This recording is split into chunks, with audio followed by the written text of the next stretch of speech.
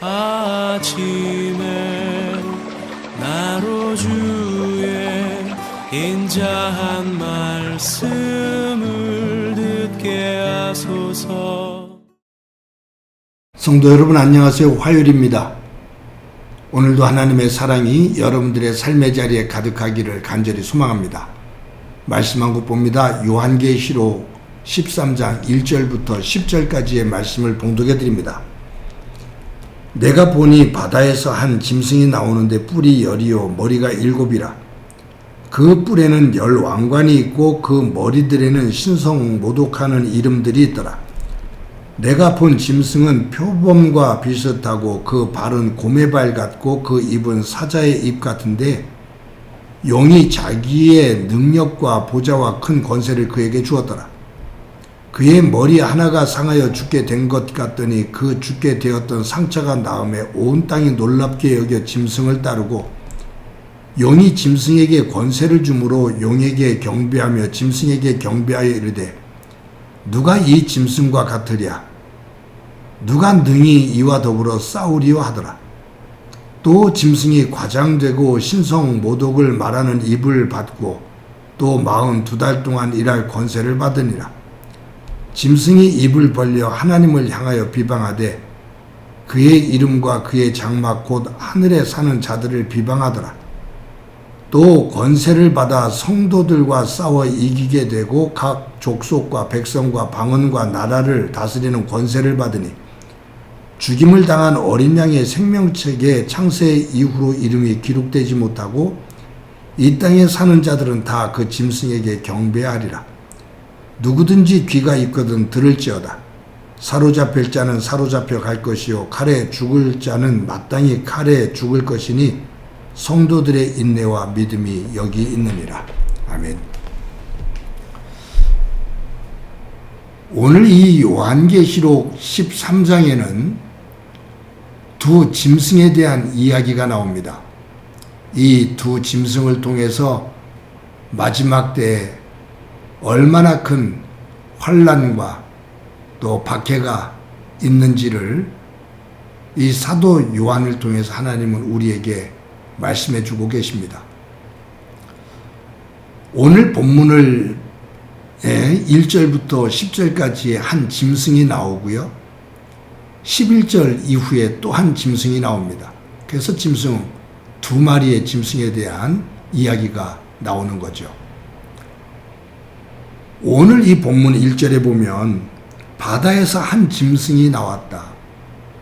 바다에서 한 짐승이 나왔다. 그런데 그 모양이 아주 해교망측합니다. 몸에 뿔이 10개가 있어요. 근데 그 뿔마다 왕관을 쓰고 있어요.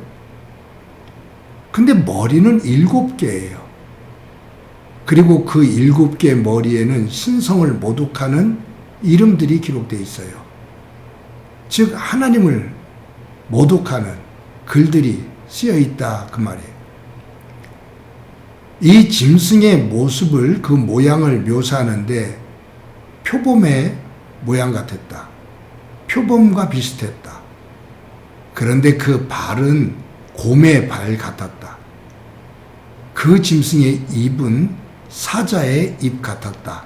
라고 그렇게 표현하고 있습니다. 동물 가운데 표범, 곰, 사자, 대단한 맹수들이죠. 표범의 빠름, 그리고 곰의 발의 그 힘, 사자의 그 물으면 놓지 않는 그 이의 힘, 이런 것들을 통해서 이 짐승의 그 힘이 어마어마하다라는 것을 표현하고 있는 겁니다. 근데 중요한 것이 있어요. 이 짐승이 이와 같은 힘, 이와 같은 권세를 갖게 되는데 어디에서부터 이러한 힘과 권세가 왔느냐라는 거예요. 오늘 본문의 2절 그 뒷부분을 보면 이렇게 기록되어 있습니다. 용이 자기의 능력과 보좌와 큰 권세를 그에게 주었더라. 용이 이 짐승에게 그와 같은 큰 힘과 보좌와 권세를 주었다.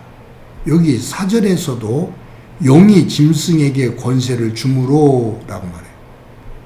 그러니까 이 짐승이 가지고 있는 이 힘, 이 권세는 용, 즉 사탄으로부터 온 거다. 사탄이 준 거다 그 말이에요. 즉 사탄의 부하노릇을 하는 세력이다 그 말이죠.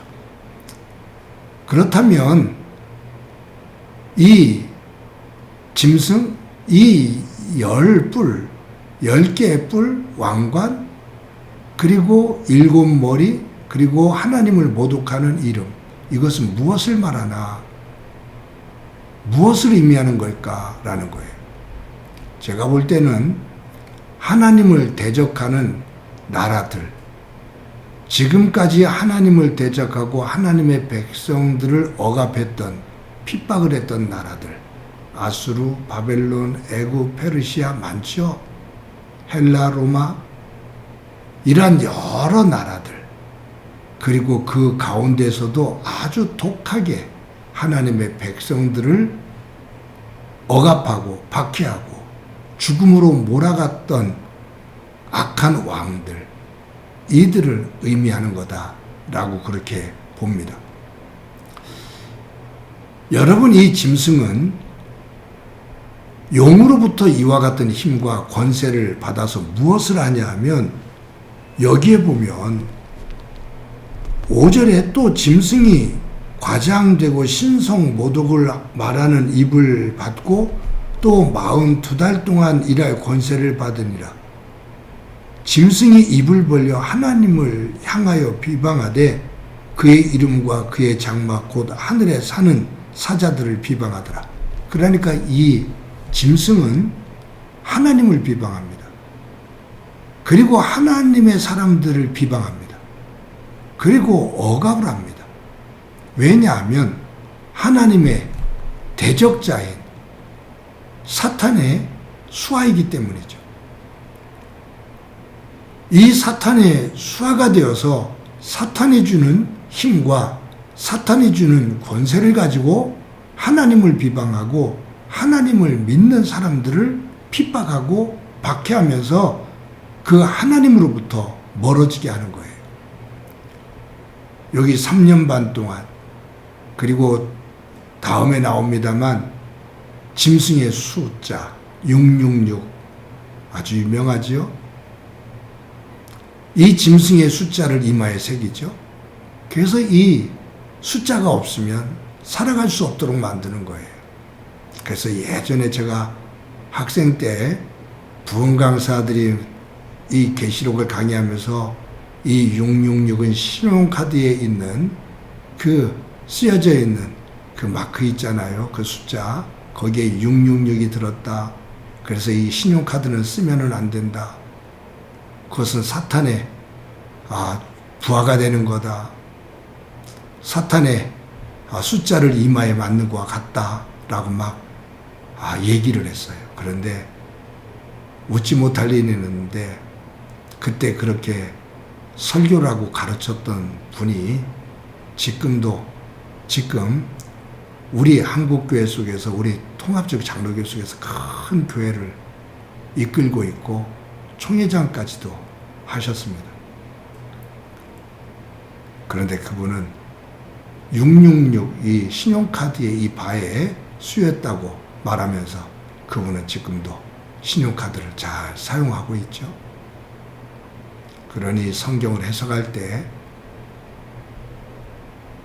주관적인 생각, 그것을 가지고 함부로 이야기하면 그것이 하나님의 뜻을 왜곡시키기가 참 쉬워요. 그래서 설교할 때마다 그것이 두려운 거죠. 여러분, 여기에 보면 이러한 마지막 때 사탄으로부터 권세를 가진 악한 세력들, 세상의 악한 세력들이 하나님을 비방하고 하나님을 믿는 사람들을 억압하게 될 것인데, 그런 상황 속에서 살고 있는 너희들 정신을 바짝 차려라 라고 사도 요한을 통해서 하나님이 우리에게 들려주시면서 오늘 9절에서 이처럼 말씀하시죠. 누구든지 귀가 있거든 들을지어다. 귀 있는 자는 들을지어다. 들을 수 있는 자는 들을지어다. 사탄의 말과 사탄의 비방과 사탄의 유혹 속에서도 귀가 있는 자, 하나님의 세미한 음성을 들을 수 있는 자는 들을지어다. 이 마지막 때 하나님의 말씀, 그 말씀에 귀를 기울이며 이 사탄과 사탄의 수하인 이 짐승이 억압하고 유혹을 할 때 그 속에서 잘 인내하고 그 속에서 끝까지 이기는 자가 믿음의 사람이다 라는 거예요. 그래서 야고보는 야고보서 1장 2절 4절에서 이렇게 말합니다. 내 형제들아 너희가 여러 가지 시험을 만나거든 온전히 기쁘게 여기라. 이는 너희 믿음의 시련이 인내를 만들어내는 줄 너희가 알미라. 인내를 온전히 이루라. 이는 너희로 온전하고 구비하여 조금도 부족함이 없게 하려 함이라.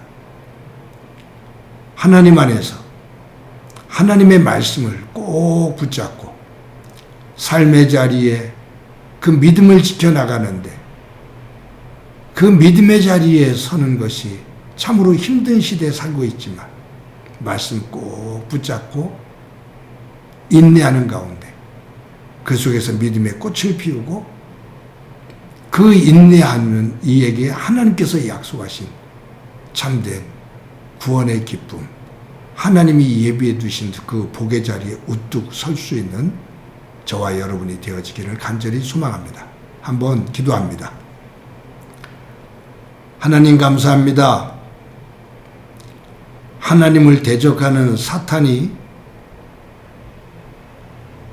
이 땅에 많은 이들에게 그 힘과 권세를 주고 사탄의 수하가 된 이들이 하나님을 비방하며 하나님을 믿는 사람들 또한 교회 공동체를 억압하고 박해하고 조롱하고 유혹할 때 저희들 하나님의 말씀을 꼭 붙잡고 인내하며 승리하는 가운데 이기는 자에게 하나님께서 약속하신 그 은혜의 자리에 설 수 있도록 은총 베풀어 주옵소서. 사탄의 억압과 달콤한 유혹 속에서도 하나님의 세미한 음성을 들을 수 있는 열려있는 영의 귀 갖게 하옵소서. 함께해 주시리라 믿고 예수님의 이름으로 기도드립니다. 아멘.